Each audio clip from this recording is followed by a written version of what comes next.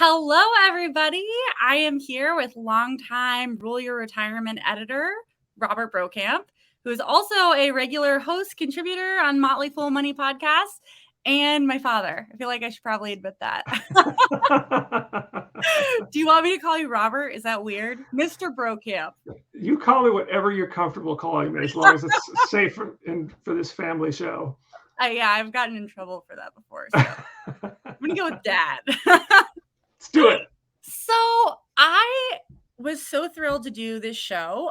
For first-time viewers, the premise of the show is we talk so much in political media about big picture policy things, which the way the brain works, that kind of shuts us all down. I mean, when I hear like, oh, we have 10 years to fix the climate crisis, that's a really stressful thought. So this show is a place where we talk about what are the ways that policy impacts us as individuals and what can we do now, without waiting on Congress to do something fancy to protect ourselves financially, or not financially, just in general. But today it's about finances, which is why I was so excited to talk with you.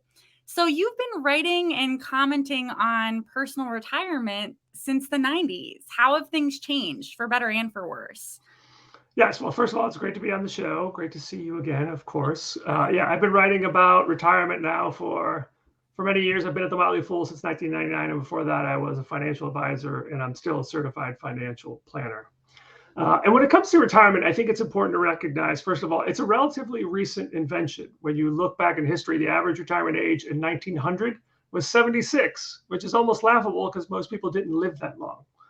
So really, retirement was not a thing until the 20th century. It kind of picked up. And then after World War II is really when this concept of like golden years and spending, a decade or two or three living in Florida really took off. So over the last 120 years or so, we've seen life expectancies go up and retirement ages go down. And I think what we're realizing now is being able to spend the last 20 to 30 years of your life not working is probably economically unsustainable for a lot of people. Some people could do it with really high savings rates, but according to the Center for Retirement Research at Boston College, only about half of people could retire at age 65 and maintain their lifestyle. Well, now many people do retire at 65, even if they're not ready. And what they find out at some point in their late 60s, early 70s is they shouldn't have. So they start running out of money. They have to go back to work. Or they cut back on their lifestyle, which often includes things like not spending money on medication that they need, not getting enough food they need, or even as simple as taking the vacations they always wanted to. So I think what we're seeing is that the retirement age has leveled off and is starting to go up because people realize because we're living longer, we should probably be working longer. But to be honest, that's not the worst thing in the world if you find work that's meaningful. I loved, so we were talking about the show. It's funny because like you and I talk about finances and life and politics all the time. And, normally when we talk about, oh, most people aren't going to be able to retire, it sounds like such a despairing notion. But the way you phrase it now, it actually sounds kind of hopeful. Like, okay, maybe the reality is that along with all the political and economic problems that are impacting people's lives is that our vision of life is not a realistic one or even a healthy one. Because in an ideal society, I'm very privileged to love what I do, but even outside of that, I don't know that I would want to just get up and do nothing for 30 years of my life. Right. I mean, I'm 30 now. That's like my entire life. Yes. Because look, the average, when I was making notes for things to talk about, like 66% of millennials have nothing saved for retirement. And that's terrifying. And that, that oft quoted study that 39% of Americans can't afford a $1,000 expense. So along with obviously, wage stagnation is a problem, inflation is a problem, but along with that, it sounds like what you're saying is also maybe this idea of expecting to have 30 years where we don't work is just like, maybe give that up. Yes, no, I think so. And so I'll address a couple of those things. First of all, the studies on whether retirement is good for you is very mixed. For some people, it is very good, right? Some people have hard jobs, physically demanding jobs, or socially isolating jobs. I think of people who work like 20 years in a toll booth or something like that, right? So for some of those people, retirement is good. But there's plenty of studies that have found that people who retire earlier die sooner.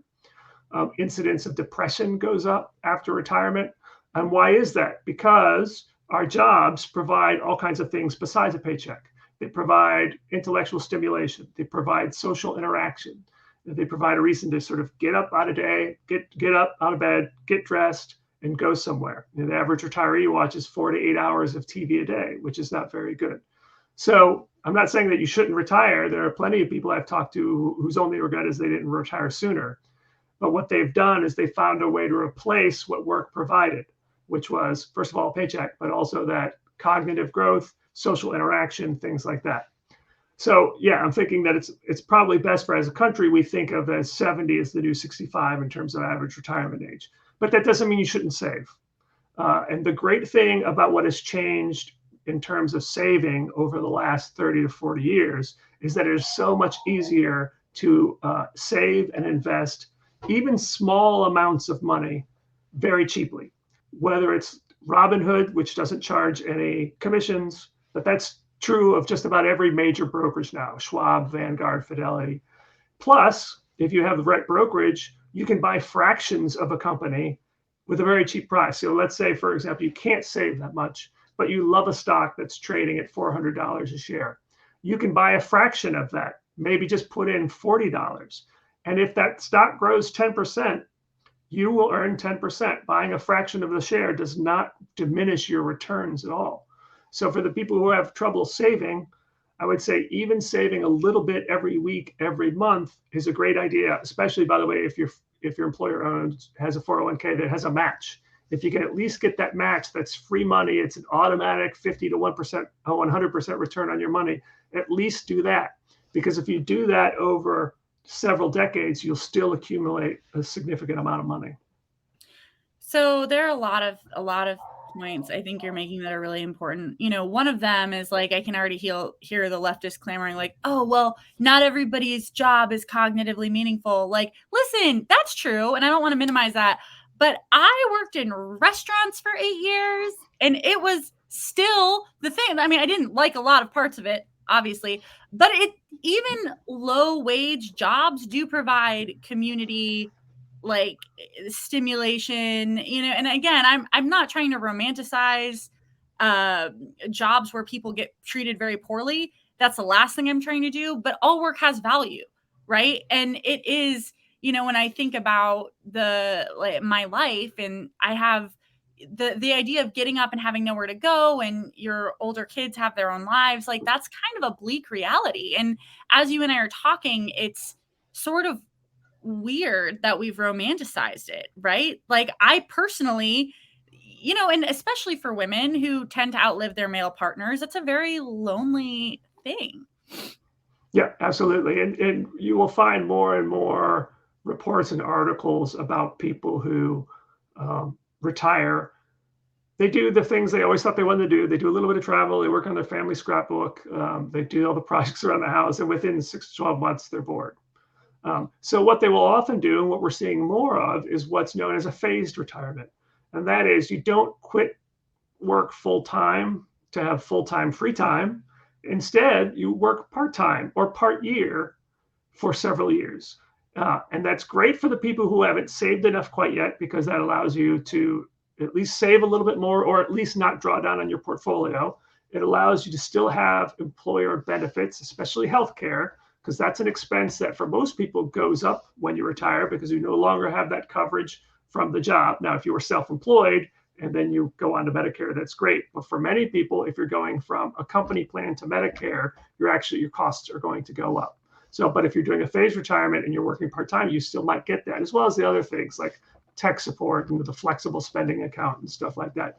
But it provides the best of both worlds, because you're getting the income, you're getting whatever benefits the job provides, but it also gives you some of the free time to do the things you always wanted to do, because that's another part of it. Like, I don't think people should save their bucket list for their late 60s to 70s, because you don't know if you're going to make it, right? Gilbert Gottfried died yesterday at the age of 67. Every time I hear of someone who dies in their 60s or 70s, I think of people who saved their whole lives for retirement with these visions of all the things they wanted to do, but they never got to do them because they died too soon, or they became disabled, or they weren't physically able to do the things. So there's two parts of this. One thing, thinking about working longer, but over the course of your career, either taking sabbaticals or only working part-time, so you could do some of the other things you always wanted to do while you still can. I think that's such a fascinating point. When you saw that, or when you said that when we were talking earlier, I was like, oh, that, because it's actually the idea of retirement, when you think about it, is tremendously stressful. Oh, I have to compile a nest egg so large that it can essentially last me a quarter of my lifetime. That's kind of like a sword of Damocles when you think about it. I mean, especially as like, people want to have kids and buy houses, which I have some questions for you about that as well, because I love that you also don't romanticize home buying. So we'll get to that. But what you were saying about saving small amounts too, I think that, we live in a country with tremendous wealth inequality, and that is especially that only broadens between marginalized racial groups and marginalized genders. But even small amounts of money that you have saved can be the difference between leaving an abusive work situation and not leaving an abusive work situation, between, a minor emergency and that, you are my dad. So I'm going to tell a little personal anecdote. So, am I going to embarrass you? I can't tell. I don't know. We'll see what happens. So, I went through a breakup when I was 28 to a man I thought I was going to marry. And I remember this, yes. Because this lovely man is my father, I'd been saving, money because, like, of course you should. Why not? And I remember you telling Zoe and Noelle when I got home. Who are your sisters, by the way? Oh, yeah, they're just people we talk with. Yeah, your younger sisters. And we were all very emotional. It was very dramatic. And you told them, you're like, listen, because your sister was smart enough to save her money, she is now looking for a new apartment as opposed to moving into her childhood bedroom.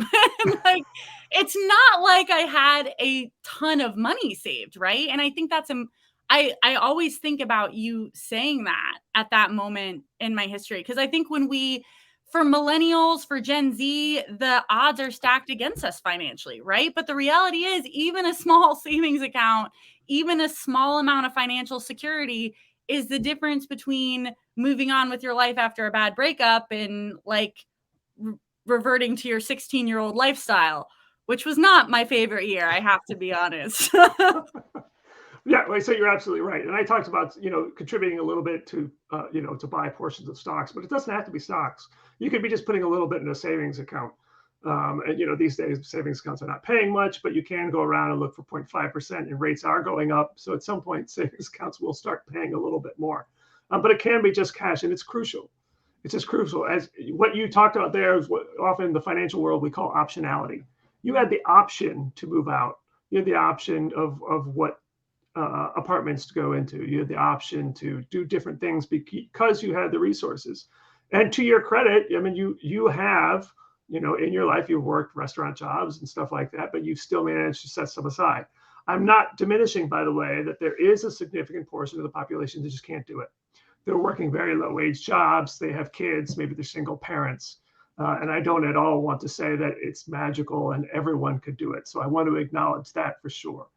But I do know also, and I don't want to be like the cranky old guy, but I do know that when you look at a lot of people spending, and I've seen this over my 20-something years of being in the financial services profession, either as a media person or as an actual financial planner, when you look at people's budgets, you'll see things. Yes, they can cut back even to save a little bit each month or each week.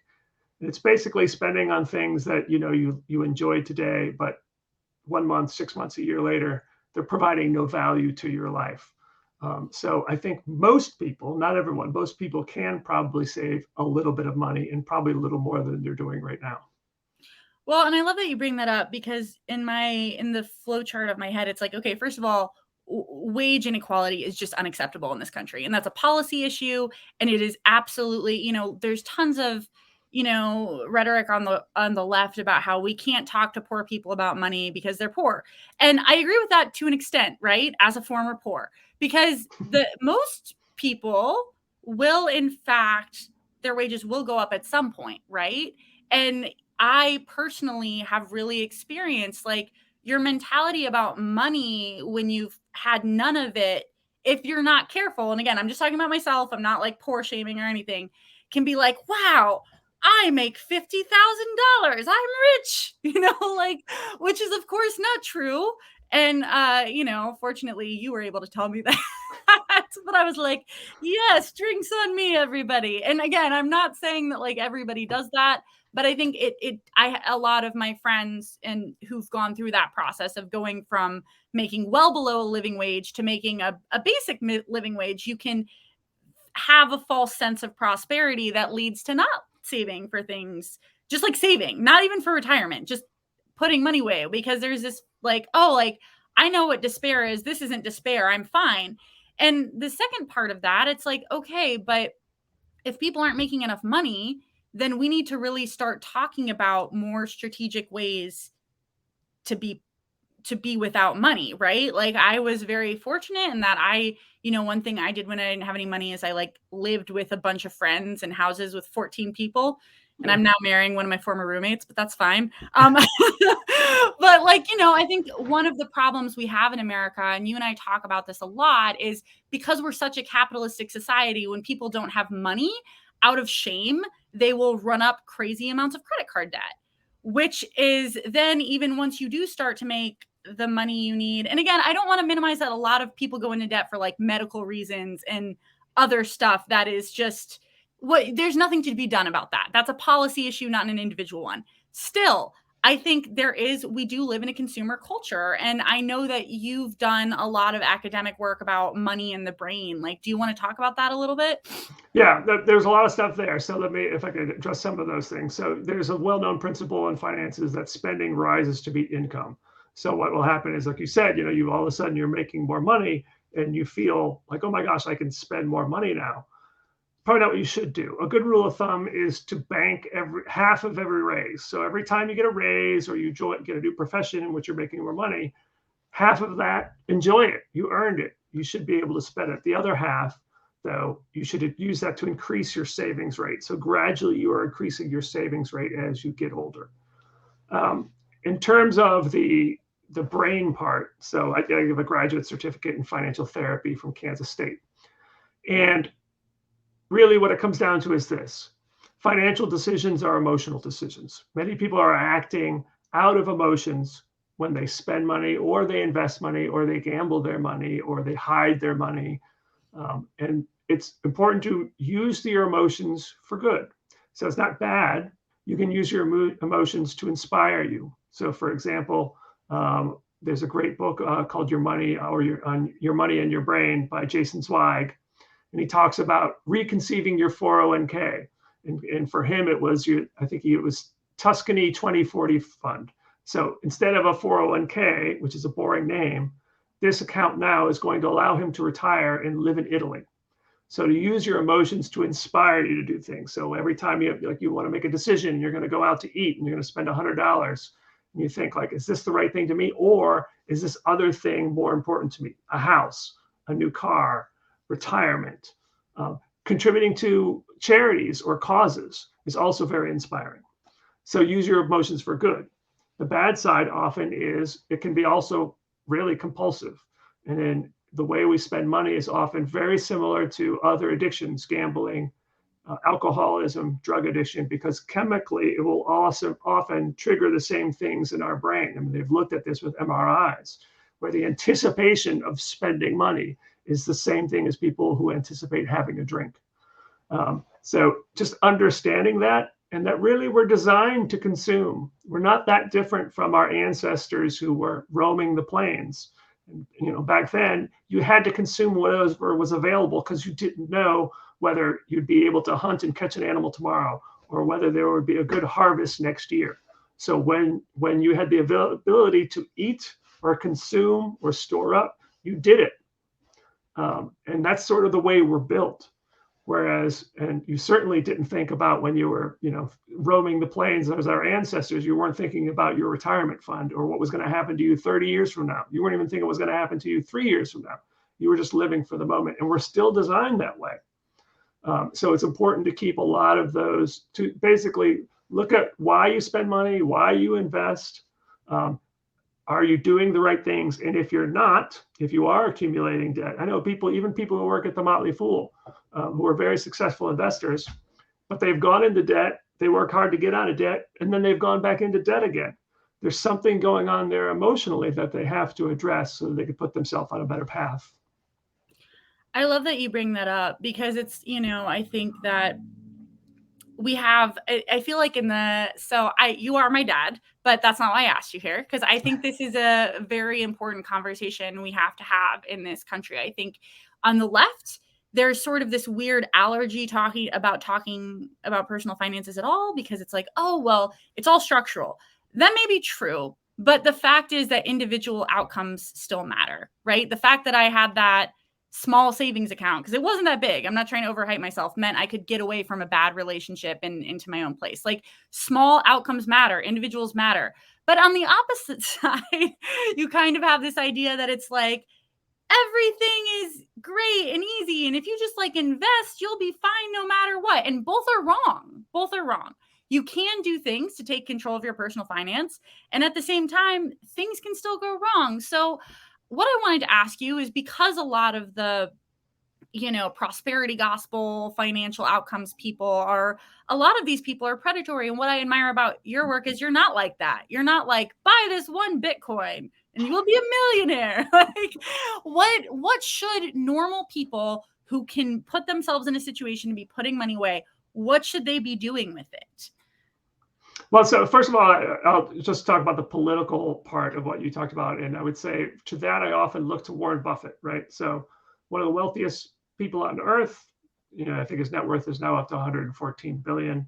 And I'm sure many people watching this will have disagreements with some of the things that he's chosen to do. Some people think he's not doing enough to address climate change. Other people disagree. Berkshire Hathaway Energy actually is trying to do a lot of renewables. But the interesting thing about Warren Buffett was his dad was actually a Republican congressman, very anti the New Deal and Franklin Roosevelt.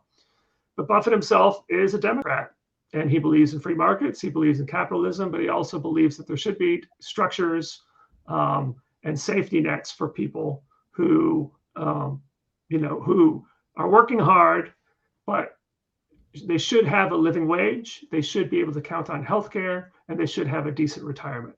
So I would say that's kind of where I come down on this politically. I do believe in prosperity, and that a lot of people do have control of their lives, but it's just ridiculous to say that everyone does. It's ridiculous to think that everyone is wired and designed to succeed equally here in a capitalist society, and that those of us who are lucky enough to do better have an obligation to help those who aren't wired that way, or fate has just determined that they can't do it for medical reasons or something happening on their family.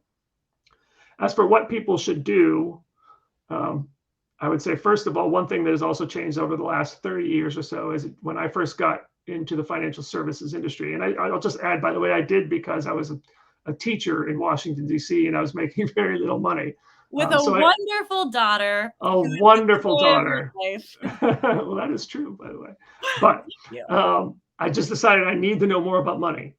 And I was listening to a radio show. It was with Rick Edelman, who up until recently was still doing a radio show.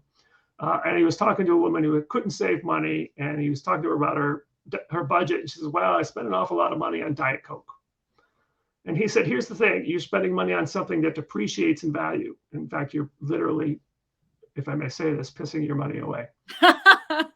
What you should do is spend your money on things that appreciate in value. So instead of buying a Diet Coke, buy shares of Coca-Cola stock. And that was really like the light bulb for me. Like, buy things that appreciate in value. And I needed to do it because I was not making much money. I was making about $20,000 a year. Now, this is the 90s. You adjust for inflation. It was probably closer to 40, 45, but it's still not a lot to live in Washington, D.C. when you have a daughter. So that was my motivation. Expensive taste, so. So that was my motivation for doing it. So the thing to do is to save. What I was starting to say was, when I started in this in the 90s, the rule of thumb to save for retirement was 10%. You'd be okay. Nowadays, it's actually closer to 15%. And that's due to a few reasons. First of all, acknowledging that we live longer, so we have to save more. Healthcare costs have gone up at a rate that exceeds inflation. And healthcare is the one expense in retirement that continues to go up. As we age, we actually spend less on just about everything. We don't buy as much clothes. We don't eat as much food. We don't travel as much once we reach our 80s and 90s. Healthcare is the one thing that continues to go up, and it goes at a rate that exceeds inflation. So you need to save about 15% starting in your 20s, maybe early 30s. And if you're getting a late start, you have to save probably a little bit more if you want to retire in your mid 60s. Although, as we've been talking about, maybe it's better actually just to work a little longer.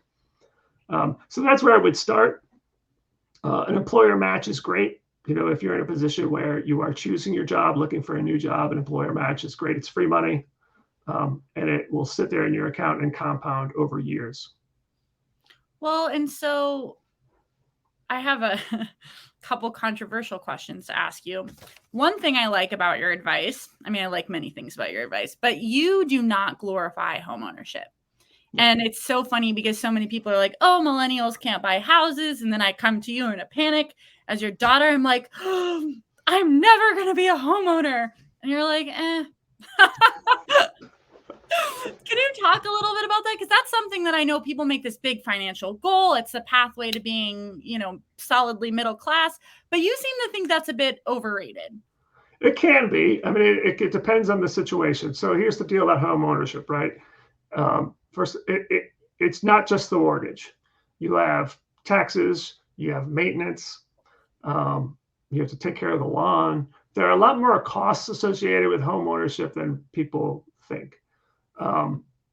When you're renting, you don't have a lot of that hassle, but you should still be investing, right? So the one thing about home ownership is you are building up home equity. So if you are renting, ideally, you are investing the money that you save by renting so that you're building up a different type of equity, and that is in a brokerage account or in your IRA or your 401k. Some folks have looked at this, like David Blanchett at Morningstar, and found that the actual return on a house is essentially inflation, maybe a little higher when you factor in all the costs. And one of those costs is transaction costs. It costs anywhere between 6 and 10% to sell your house between the realtor fees, and then whenever you sell your house, you have to fix it up and make repairs and things like that. So home ownership can certainly make a lot of sense if you plan to be in the house for around 10 years. That's probably where it makes sense. Now, you can be in the middle of a hot housing market like we've been, and you can be in a house for less than 10 years and make money for sure. But you just have to time that right, and timing those things are difficult. And I think certainly we're going to start seeing a bit of a slowdown now that mortgage rates are over 5%. We're already seeing people not listing their house that they originally were going to, but we'll see. I mean, home ownership also has an emotional value. So for some people, especially if you're going to start raising a family, then yes, I can see home ownership providing a lot of psychological and emotional value. But just understand that that's what that is. From an economic standpoint, it may or may not turn out to be as good as you think. Well, and especially if and again, I'm really not trying to millennial or Gen Z shame, because we got a raw deal, right? Like, it's absolutely not fair that, remember the laser tag house in Alexandria? I loved that house. The little one, Yes. Sorry, we used to play laser tag. That was why I loved that so much. But I mean, realistically, Dad, if you were making the money you made and you were in my generation, like, could you guys have afforded that house? Like, probably not, right? No. And it's not fair. And it sucks for people my age. And I don't want to at all be like, listen, kids, just suck it up, because I don't feel that way. That said, I mean, I live in a crazy small apartment, and given the situation of the economy, and I've had roommates like most of my 20s, it's like, yeah, I don't really regret that decision based on trying to buy property before you can reasonably afford to do so. Because you're right, it's not just the mortgage and the taxes. It's like a random $10,000 repair you didn't know you needed. If that. Our neighbors just replaced their roof, and I'm sure that cost $30,000 to $40,000. And you also, it's interesting when you look at, there are people who have analyzed how much people use their house, right? Say they got a big 4-bedroom house and it has a den and a kitchen, a family room and a basement. And you'll find that 70% of the time is in just a few rooms. It's the bedroom, the bathroom, the kitchen, and maybe one family room. And a lot of the space that people buy goes unused, but they still have to pay for it. They still have to pay the utilities and upkeep and all that stuff. So I don't want to diminish home ownership. I think it's great if you're in the right situation. And I totally agree with you that for the millennials and Gen Z trying to buy a house now, it's a different situation. And I feel very bad about that for sure. But I guess I'm saying it almost as a consolation that it's not as great as you might think. And there, especially someone like you in your situation, Jocelyn, right? You're about to get married. You at some point will have kids. It would make sense to wait until you have figured out exactly what house you need to live in for the next 10 years, rather than to buy a house now and then have to sell it in 2 years. It could work out, or it might not when you factor in all the transaction costs. Yeah, when we were talking about, like, because it's really pushed this idea that, oh, it's an investment, you're almost certainly going to make money on your home. A lot of people don't, right? Yes, I mean, it depends on what the market is going on, right? So when we bought this house in 2016, we bought it from people who bought in 2006 at the height of the housing market. Normally, when you buy a house, you get it. What happens is your old mortgage gets paid off, and you get a lot of money left over. These people had to bring money to the settlement because they still owed on their mortgage because they bought the house at such an elevated price. So and that was 10 years. So it does depend on timing. And I should add too, there does make a lot of sense in renting your house or investing in real estate. So there's some people who do that and make a lot of money doing that, and there's some value in that because you could buy a $500,000 house, a $500 house with only $100,000 in cash. So if you're a real estate investor, that's a whole other thing. Certainly can work out. But I'm just saying that there's no rush to buy a house at a certain stage in life unless you plan to be in it for 10 years. If you're going to be in it for 10 years, then yeah, it could make sense.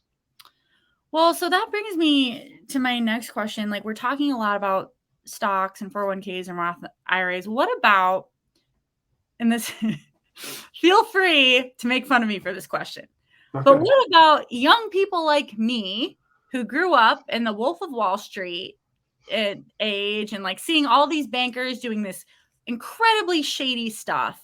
What about people like me who are like, I don't want to buy stocks and give those guys my money? Heck no. I would use stronger language, but this is a family show. Like, I don't want to help them buy a 5th super yacht. Like, do you ever, like, do you remember the summer that you paid me to investigate the morality of money? That was my favorite summer. But how do we pair that? Because like if you're opening an IRA or 401k, you're buying stocks. I'm hearing rumors a lot of these companies are run by bad people. Like, is there a workaround? We've talked a little bit about like ethical ETFs. What do people do?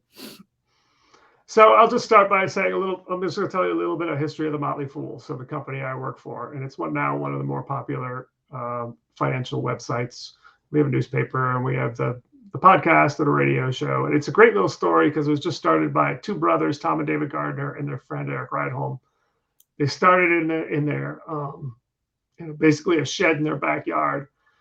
They were lucky because it was around 1993, and this new thing called the internet came out, including little chat rooms on AOL. So they just started talking about stocks. And basically the whole ethos of the Motley Fool is you don't need Wall Street. You can do most of this on your own.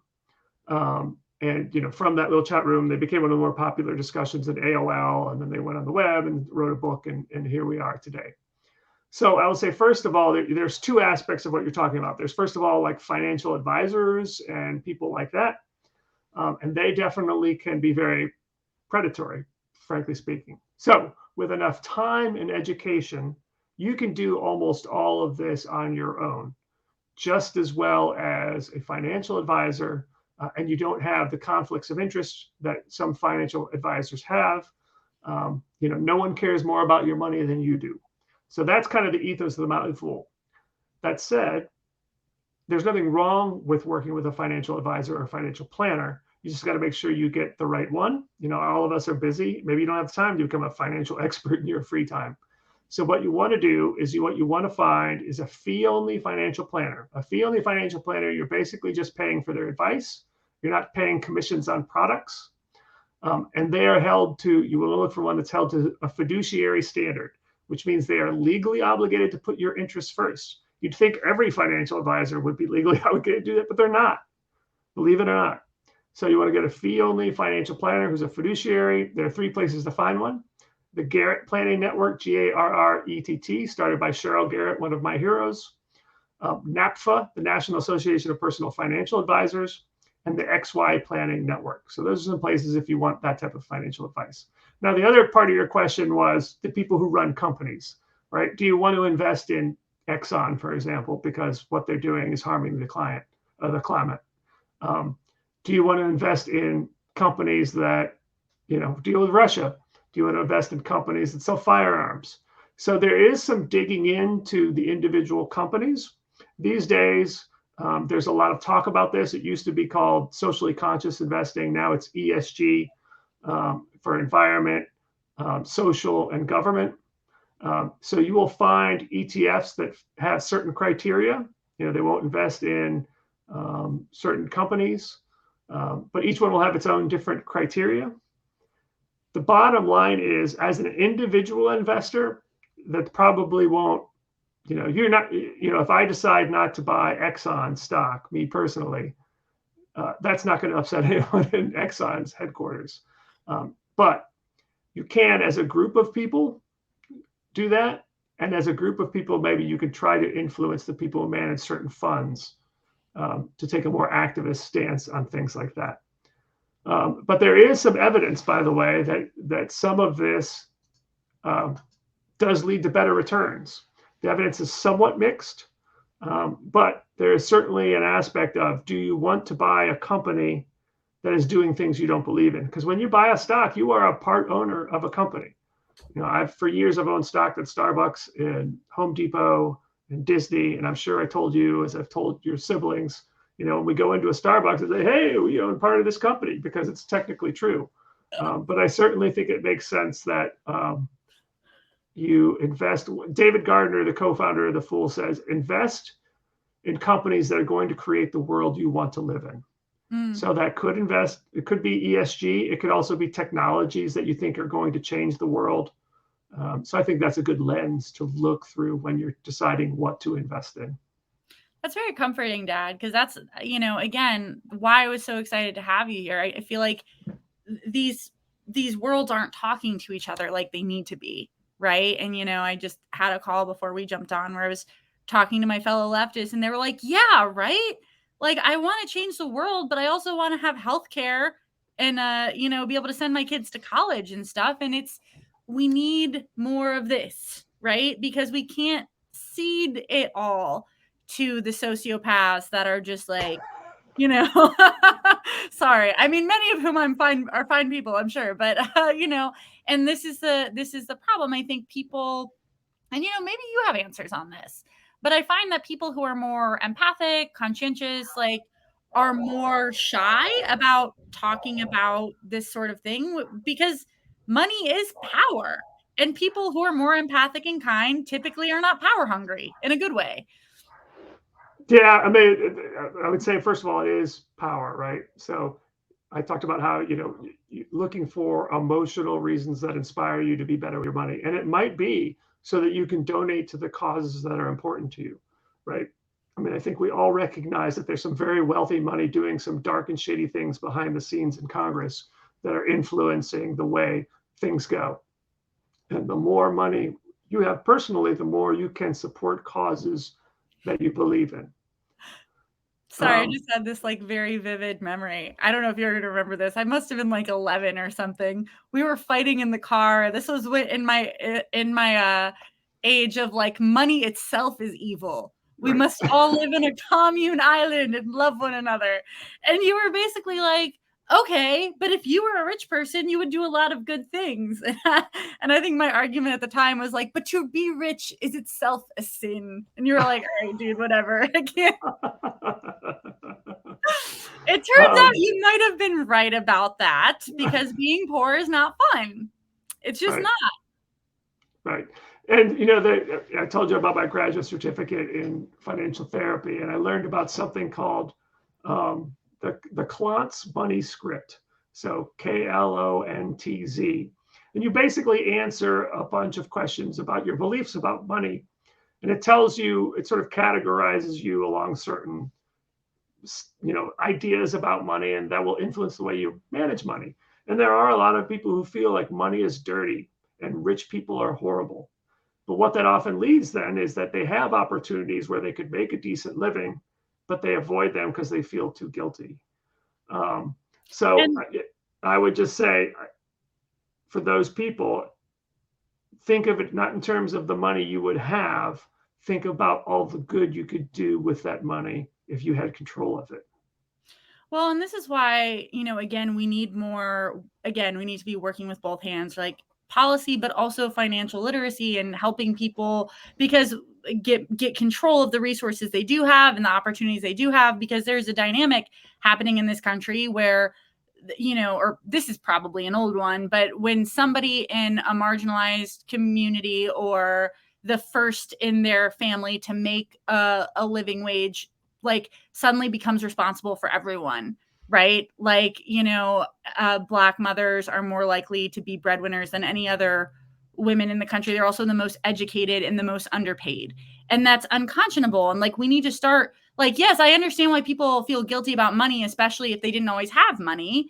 And, you know, I'm sort of guilty of this. Like when we were little, and I say we, because, you know, you were like, what, how old were you? Like 15, 20? I'm just kidding. You and mom had me when I was 22. Very young, very young. Very young. So you know, my first 10 years were very different than the siblings' next 10 years. And so it's like, and not in a bad way, like there's nothing, no one says you need to have a huge house to be happy, right? But then it's like, you need to realize, like, advocating for more is not evil, because it's like you're saying, the more stability you have, the more you can do with it. And that is especially true now, where like I was saying, like, you know, you and Elizabeth's first house was like a great house. I love that house, but it wasn't big. It was like 2 bedrooms, right? Would not be able to afford that now in the DC area.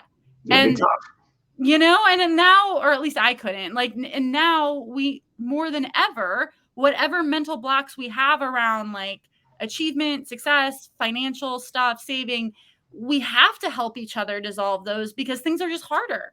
You know, going back to the retirement costs, like 92% of seniors saying that they don't know if they'll be able to afford medications. 92%. And owing entirely to pharma gouging and pharma monopolies. So, you know, this isn't just about like touchy-feely, you know, trips to Europe. I do love trips to Europe, but it's also about life and death sometimes. Yeah, I mean, for me, to talk a little bit about my history more, and as you know, my inspiration of becoming financially responsible came from my parents, which, and not in a good way. I love my parents. I had a very happy childhood, but my dad ran a business. It depended an awful lot on international trade. He was a ship chandler, which basically means he supplied ships that came into the port of Tampa, but it went under. It went under. Our cars got repossessed. Our utilities got turned off, and it was the I don't want to say the straw, maybe the bale that broke the back of my parents' marriage. And it was a very difficult time. And I remember as a kid seeing all this, thinking, I don't want to go through this when I'm an adult, and I don't want to put my kids through this. So that's just to say, I was not poor, but I've seen what financial difficulty can do to a family. And I have felt it's really why I have been so much more financially responsible as an adult. Yeah, but there is a limit to what people can do. I understand. I think I heard a podcast where someone was saying, you know, for about 20% of the population, telling them to save more is just impossible.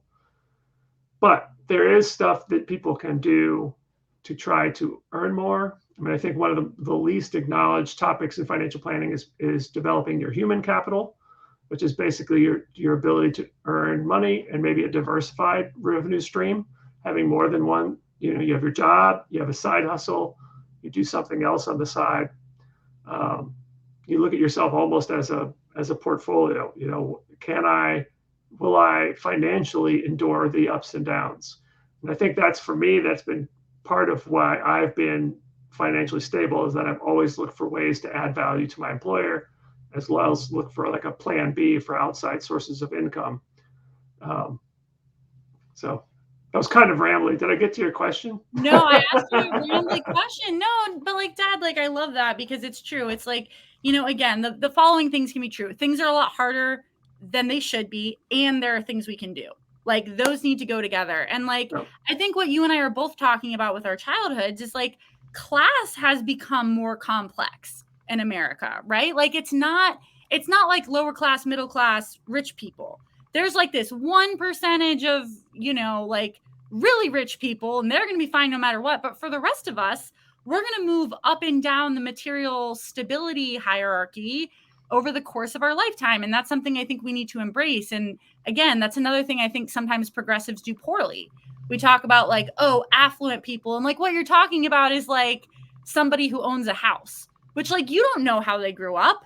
Maybe they didn't grow up wealthy, like, or maybe they're going to lose that house and due to a really bad divorce. Like, part of things being less stable than they've ever been is that, I really do believe we need to have more solidarity with one another and like realize that, people that are handed a golden silver spoon can lose it, and people can find intelligent ways out of the working class. And like, intelligent, that sounds shamey. That isn't what I meant. Get lucky, whatever. But it's all, unless you really are one of these multimillionaires, billionaires, you probably are going to experience a lot of different forms of material stability over the course of your life. And you need to be prepared for that. I mean, you're the financial expert, but does that sound right to you? Yeah, well, absolutely. I mean, that's the foundation of any financial plan, is an emergency fund, having a nice stack of cash, so that if you lose your job or there's a big ticket expense that you expect, you can handle that without going into debt, without losing your house, things like that. So that's crucial. You mentioned being lucky, and I think anyone who is honest with themselves about their success, luck always plays a part. And that's the way I feel too, right? I feel like very lucky. I joined the Motley Fool right as it was becoming very successful. Right at the boom, right at the beginning of the whole .com boom. Now the company went from when I joined from 200 people to 400 people, and then the .com crash came. We went down to 70 people. But I was lucky to be one of those 70, and now we've grown to over 600 people, and we've done well. So I just feel like luck has been such a big part of it, which is why I feel like as a society we do have to create these other systems. Whether it is healthcare, Social Security, workers' comp, unemployment insurance, all these other systems are crucial, because a lot of things happen to people and it's just fate. But for the grace of God, it could have happened to me too. So I think that's the thing as a society we have to recognize. Yes, I believe in hard work. I believe in initiation. I believe in innovation. I believe in entrepreneurship. But the people who are successful, in a lot of ways, it often comes down partially to luck and fate. It's a mixture of hard work and fate, and that other people, fate turned against them. And we as a relatively prosperous society have an obligation to make sure that they still have a decent living. Absolutely. We were talking about this, the Patriotic Millionaires Conference that ACT covered last week. It's, it was very inspiring to hear people who are, relatively affluent being like, hey, like, for a lot of us, creating the wealth we created was a lot easier a couple generations, and our children are not going to have the same odds. And, these are prosperous people. So I like to think they'll donate to their children's cause, but you never know, right? Life is complicated. And their point is like, things have gotten out of control. And along with making sure we safeguard our individual prosperity, there needs to be a collective aspect as well, which is why I'm so inspired to hear you, Tom and David's advice about like invest in companies you believe, because that's a tension I've carried. Like, okay, I want to have a 401k, I want to invest, but I don't want to give money to big pharma. I don't want to give, and it sounds like what you're saying is you don't have to. No, you don't have to. I mean, there's thousands of publicly traded companies, and there are many ways to screen them. Many services, many fund companies that will screen them for the companies that you believe in. So I think that's perfectly fine way to do things. And then I love this whole idea of the patriotic millionaires, because I think, to me personally, a lot of what's happening now is just due to poor messaging, or I should say, very wealthy people messaging things that you and I probably don't believe in, outright lies. And in many ways, it's a battle of money. And for Democrats and more left-leaning folks to put up a good fight, a lot of it involves just having more money, because it's going to take battling, the big names, the big money names that are there behind the scenes pulling strings. And so it requires money, and it can come from you. It can be you work hard, contribute to your retirement accounts, but you have a little bit of money to help battle the big money that we're up against. And to help each other, right? It's like that's another, the downsides of being an individualistic society. We're so allergic to being there for one another. But I'm starting to be like, look, man, I think another thing we have to do moving forward is develop a social ethic around, if healthcare costs are out of control, like maybe we do need to become more comfortable helping our loved ones and friends, because it's just unacceptable that 45,000 people a year die in this country due to lack of health insurance. Which, is kind of a pivot, but it's really important. I wanted to talk to you about, before I let you go, the women thing. When I was, I was raised by you. So it never really occurred to me that women were still being told, like, don't you worry your sweet little head about money. Your husband will take care of all that. But people are being told that. Yeah. And speaking of predatory financial advisors, they target women because they know women have not necessarily been socialized with as much belief in their financial acumen, which is bizarre because women are better investors than men. This study has been done multiple times that women are better financial, but are gaslit by society into thinking like, oh, you're fine. Let your father, your husband deal with that. And it has direct consequences, especially in retirement, with 17% of single women in retirement living in poverty. 17%. That's just outlandish. So like, can you talk a little bit about, like, again, the very problematic gender disparities and who was spoken to about money? Yeah. So let's start with what everyone knows. There's the wage gap, right? And that is still there.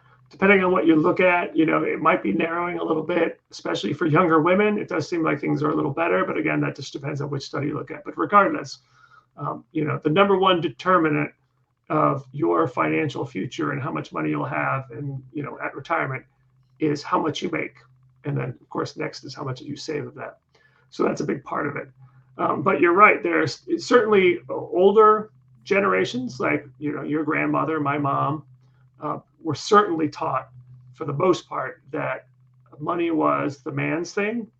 I recently spoke with a woman in her 80s her husband passed away, and she's never written a check in her life because her husband handled everything. But the issue is, as you pointed out, that most women will be alone in older age. Might be because they were just single, but with a married couple, the average married couple, the man is 2 to 3 years older, and women live longer. So you can count on average, with a married couple, heterosexual married couple, that the wife will spend the last 6 years of her life alone. So it starts with education. Both if you're married, both members should know everything about the money. But even if you're not married, it starts with education and knowing as much as you can about money. It also involves looking for a company that believes in that. So here at the Motley Fool, I'm kind of an ad hoc member of the HR team because I'm part of a financial wellness program. And the Motley Fool is constantly looking at its salary to make sure there are no gender disparities, no racial disparities. We make sure that our leadership and our board is diverse. So that's one thing you could look at if you're going to join a company. Look at the board, look at the leadership. If it's diverse, both in terms of racial diversity and gender diversity, then you know that that company values that. If it's a bunch of white guys, then there might be more issues in terms of, one group being paid more than the other. And the other thing to think about is for women is to understand how different benefits entitlements work. So I'll just use Social Security as an example. So for Social Security, your benefit is based on your work history, or you get half of your spouse's work history, whichever is more. So if you have a situation, for example, that, let's say the mom stays home to watch the kids, she's not going to earn as much. She's going to interrupt her career. So the Social Security based on her own work benefit is not going to be so much. The benefit, she's going to get half of her spouse's benefit, but only if you've been married for 10 years. So frankly, like if your marriage is a little rocky and you've been married 8 or 9 years and your spouse has earned much more money, try to stick it out, because then you'll get that benefit. But if you remarry, then you won't get that benefit. What? Then it'll be based on your new spouse's benefit or your own benefit. I'm not saying you should live in sin for Social Security, but just know if your spousal benefit would have been higher based on your divorced spouse than your new spouse, just make those decisions. Something to think about is all we're saying. So just understanding how all that works is important.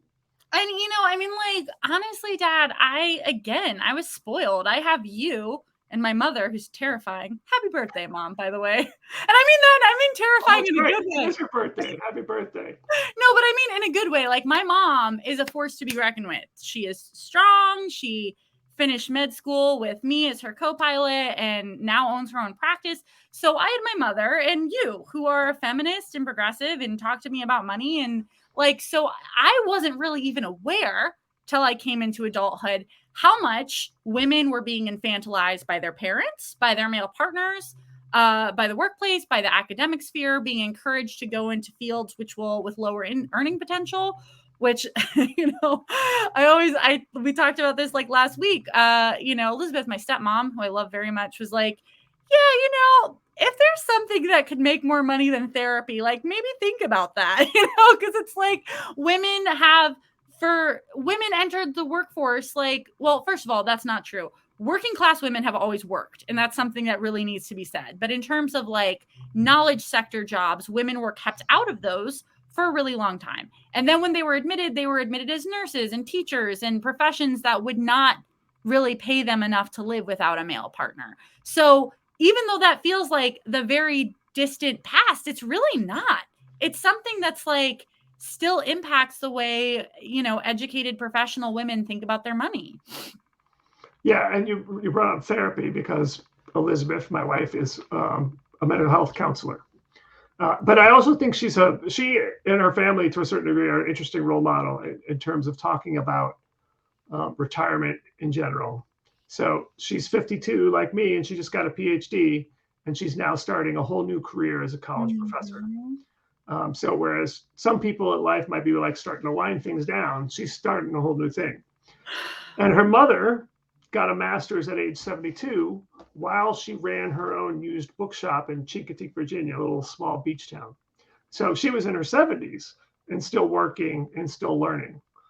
So I think those are both models for how we can really make the most of the rest of our lives. Now, if you want to retire in your 50s or 60s, that's great. And you saved up enough money, that's great too. But I think you'll find that most people are probably happier staying fully engaged in some sort of meaningful work. Now, back to your question about women and income, you brought up an excellent point, right? That a lot of the professions that tend to be more women are not as highly paid. Teacher, I was a teacher, I know, nurse, and things like that. So one thing that does help is to take a job like that, but that also has good benefits like a pension or a really good 401k match. So if you're a teacher or you want to be a teacher and you've got a couple of jobs open to you, but one has a good pension and one doesn't, you're going to be much happier in retirement if you get that good pension. So again, it goes back to understanding benefits and making the most of those when you make the choice of where you're going to work and what type of professions you choose. Well, that's actually really nice to hear because I mean, I think, as we both agree, the issue isn't really to steer people into high-paid professions, but to pay everyone correctly, right? Because we need amazing teachers, we need amazing therapists, we need amazing social workers, and all the incredible intellectually brave work that women have been doing at an underpaid rate for generations. We need those to be six-figure professions because they earned it. Almost all of these professions require master's degrees too, which is like, I know we're nearing the end, but that could be a whole other show, right? Student debt, which I wanted to get into, but I knew this would happen. We're almost running out of time. The final question I want to ask you, Father, is I love what you said when we were talking in pre-show about the idea of like, you touched on this at the beginning, but I think we should close in on it. Like, we have a binge society, right? In your 20s, you're getting all this education, then you're overworking, then you're binging on leisure. How can people, like normal middle class, working class people, avoid that trap and just expect, like, you know what, I'm going to work longer, so what does that mean for me in my life? Yeah, and that concept comes from a guy named Mitch Anthony who wrote a book called The New Retire Mentality. And just at this point, like you said, we binge on education, then we binge on work, and then we binge on leisure.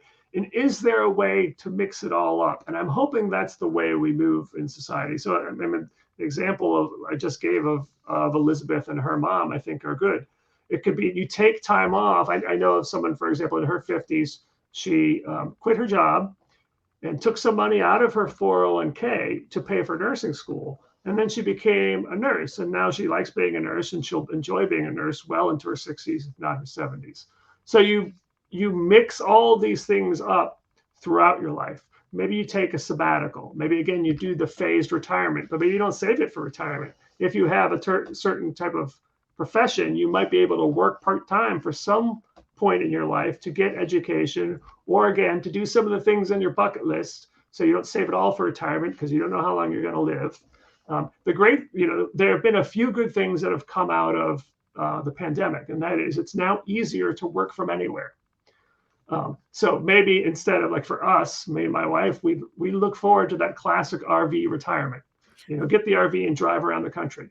But do we have to save it for retirement? Or since both of us work remotely, maybe once our youngest, Zoe, goes to college, maybe then we get in the RV and we drive around the country and work from the RV.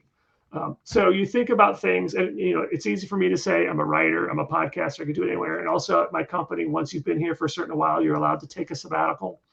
And there are other companies like that. I mentioned Rick Edelman, the radio host. He has a very big company, Edelman Advisors. They offer sabbaticals too. So it's basically a way to mix your life with education, time off, and work. Probably means you have to work into your 70s, but that's not such a bad thing. And it means moving some of these other fun things up a little more. Well, and goodness gracious, I knew we were going to do this. I want to talk for 2 more hours, but I won't. Again, this is a privilege. Everything we're saying is a privilege, but it sounds like what you're saying, if you have like a decision to go for the job with like more money or the one with more benefits that allow things like that, like to work remote, sabbaticals, like maybe pick the sabbatical one. I spoke with a woman in my family, very well off, but they weren't when they were younger. They were like most 20 somethings. They were very poor and and they saved all that stuff for retirement, right? Bougie vacations, cruises. And I was talking to her about it. I was like thrilled. I wanted to see the pictures. And she was like, honestly, Joss, like, I'm sick. It was kind of stressful and exhausting. And I get that, right? Travel is stressful, right? My fiance and I recently took a very romantic trip to Italy after we got engaged, and it was great, but it is stressful. And it's like, if there is a way to invest more in those kinds of experiences when you're young enough to enjoy them, instead of, again, this binge society mentality of, oh, once I stop working, I'm going to do everything I've ever wanted to do. And, if you're into positive psychology or productivity psychology, there's actually a lot of science that says incorporating as much leisure and fun, and travel's expensive, it doesn't have to be travel, but just hiking, being with your family, that's better for your productivity as well. Who knew? Yeah, there's license bumper sticker that I actually took a picture of the other day. It was more fun, less stuff. And there's study after study shows you'll get more lifelong enjoyment from good experiences than buying stuff that you enjoy for a little while, but then it sits in your closet collecting dust. And we are so bad about that in this society. Well, unfortunately, I'm going to have you back, which is like probably either nepotism or family pressure. I don't know. But there's so many things I want to talk to you about: student debt, getting more into, again, disparities in different communities that I think is important. But I have already learned a lot, and I assume our audience has too. Do you have any closing thoughts you said you wrote 8 books. I didn't know you'd written that many books, Dad. I knew a few of them. I wrote, co-wrote, or contributed to 8 books. Oh, yeah. Okay. Sorry. My bad. Which is your favorite book you wrote, and which one should people go order? So I would say the Motley Fool Investment Guide, and I say that one because it is the most recent. Anything to do with finances, not anything, but many financial books often become outdated pretty soon, right? Tax laws change, or it talks about companies that no longer exist. So I would say the Motley Fool Investment Guide. But I also give a shout out, by the way, to some of my favorite just introductory books are the Dummies books. So Personal Finance for Dummies, Investing for Dummies, Estate Planning for Dummies. Many of them are often written by a guy named Eric Tyson. Totally solid, nice guy. So if you're looking for a good introductory book, those are good places to go. Awesome. Well, is there anything else? Where should people find you? I know the podcast flow has changed. Where are you appearing now? Yeah, so the Motley Fool Money podcast, a daily podcast. Allison Southwick is my co-host. We take the second half of every Tuesday show. So the Motley Fool is mostly about investing in stocks, but we talk more about financial planning. This past episode, we had Ron Lieber of the New York Times talk about his book about how to teach kids about money. So we talk about stuff like that. Fool.com is the free Motley Fool website. My writing is mostly behind the paywall. But so the Rural Retirement Service is really geared towards people closing in on retirement. But I think if you go to fool.com, you'll learn a lot of good stuff and listen to the podcast as well. That's okay. We can co-write a book for millennials. Sounds great to me. Let's do it. Sounds fun. All right. I love you, which I've never I love you too. Yes, before. I love this. All right. I'll talk to you later, Dad. Thank you so much for being here. It's been such a pleasure, Jocelyn, and I'm so proud of you. Thanks, Dad. I'll talk to you soon. All right. Bye. Bye, guys.